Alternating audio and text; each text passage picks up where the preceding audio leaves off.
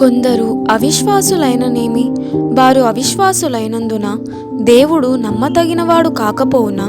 రోమీలకు రాసిన పత్రిక 3వ అధ్యాయము 3వ వచనము. నా జీవితంలో సంభవించిన ప్రతి మనస్తాపము నాలోని ఏదో ఒక అపనమ్మకం మూలాని అనుకుంటాను.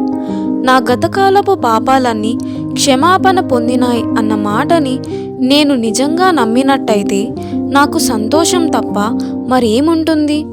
ప్రస్తుత కాలంలో నా జీవితంలో దేవుని శక్తి నిండిందని, నా మానసిక స్థితులకు అనుగుణంగా కాక ఎప్పుడూ ఒకే రీతిగా ఉండే దేవుని కృప నా భావికాలమంతటిని గొప్ప నిరీక్షణతో వెలిగించిందని, అపనమ్మకం వల్ల నేను దేవుని వాగ్దానాన్ని పరిగణించకుండా కాలు జారుతూ దిగులు పడుతూ ఉన్నప్పటికీ ఆ వాగ్దానం మాత్రం చెక్కు చెదరకుండా ఉంటుందని, ఆ వాగ్దానపు శ్వేత శిఖరాలు నిత్యత్వపు ఆకాశాల్లోకి తమ తలలెత్తి నిత్యము చూస్తుంటాయని, వాటి పునాదులు యేసు అనే బండ మీద స్థిరంగా ఉన్నాయని నేను స్థిరంగా నమ్మి ఉన్నట్టయితే నా బ్రతుకులో ఇక దుఃఖానికి తావేది?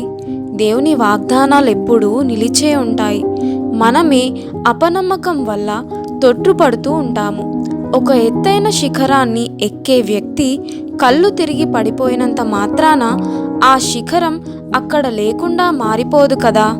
ఇకపోతే అపనమ్మకం వల్ల దేవుని వాగ్దానం గురించి మనం సందేహిస్తే ఆ వాగ్దానం మన పట్ల నెరవేరకపోవడంలో ఆశ్చర్యం లేదు కదా. అలా అని మనకి విశ్వాసం ఉంది కనుక ఆ వాగ్దానాలకి మనం హక్కుదారులమని, మన విశ్వాసమే వాటిని మనకి సంపాదించి పెట్టిందని అనుకోకూడదు. దేవుడు ఒక షరతు పెట్టాడు. వాగ్దానాలు మన పట్ల నిజం కావాలంటే ముందు మనం నమ్మాలి. ఎందుకంటే ఇచ్చేవాడు తాను ఏ షరతుల మీద ఇవ్వదలుచుకున్నాడో నిర్దేశించే అధికారం అతడికి ఉంటుంది కదా. అదెలా సాధ్యమని ప్రశ్నిస్తూ ఉంటుంది అల్ప విశ్వాసం. ఎలా అనే ప్రశ్న నాలుక చివరే ఉంటుంది. అయితే విశ్వాసం దగ్గర 10,000 ఎలాలకి ఒకే ఒక్క సమాధానం ఉంది, దేవుడు. ఏ మనిషి ప్రార్థన ద్వారా తప్ప మరే విధంగానూ అంత తక్కువ సమయంలో అంత ఎక్కువ ఫలితాన్ని పొందలేడు. ఒక జ్ఞానం గల మాట ఉంది. ప్రార్థన గురించి యేసు ప్రభువు చేసిన బోధకి ఇదే సారాంశం. పరిపూర్ణమైన నమ్మకమున్న మనిషి గనక భూమి మీద పడితే ఈ భూలోకపు చరిత్ర పూర్తిగా మారిపోతుంది.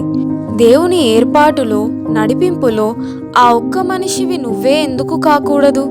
విశ్వాసం లేని ప్రార్థన అనుదినం మనం మొక్కుబడిగా ఆచరించే చప్పిడి వ్యవహారం అయిపోయింది, వేషధారణగా మారిపోయింది.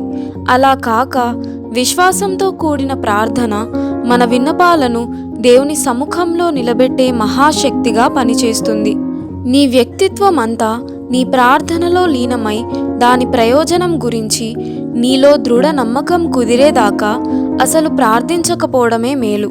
నిజమైన ప్రార్థన నీలో ఊపిరి పోసుకున్నప్పుడు భూమ్యాకాశాలు, భూత భవిష్యత్ కాలాలు ఆమేన్ అని పలుకుతాయి.